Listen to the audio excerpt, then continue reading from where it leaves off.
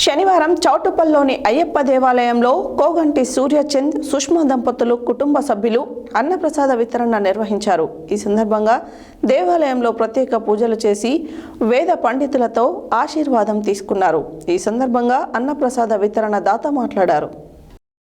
శనివారం చౌటుప్పల్లోని అయ్యప్ప దేవాలయంలో కోగంటి సూర్యచంద్ సుష్మా దంపతులు కుటుంబ సభ్యులు అన్నప్రసాద వితరణ నిర్వహించినారు. ఈ సందర్భంగా దేవాలయంలో ప్రత్యేక పూజలు చేసి వేద పండితులతో ఆశీర్వాదం తీసుకున్నారు. ఈ సందర్భంగా అన్నప్రసాద వితరణ దాత మాట్లాడుతూ శ్రీ పూర్ణ పుష్కలాంబ సమేత హరిహరపుత్ర అయ్యప్ప స్వామి మాల వేసి మండల దినములు పవిత్ర దీక్షలు చేసి ఎలిమేరి మసీదులో ఉన్న వావర్ దర్శించుకుంటున్నారు. అయ్యప్ప స్వామికి ఎలిమేరి మసీదులో వావర్కు ఎలాంటి గురు శిష్యుల సంబంధాలు కానీ లేవు, కొంతమంది కావాలని సృష్టించినవి. అందువలన అయ్యప్ప పవిత్ర మాల వేసి వావర్ దర్శించుకోవడం హిందూ ధర్మానికి విరుద్ధం. ఎవరు కూడా అయ్యప్ప స్వామి మాలధారణ చేసిన హిందూ భక్తులెవ్వరు కూడా వావర్ దర్శించుకోకూడదని విజ్ఞప్తి చేశారు.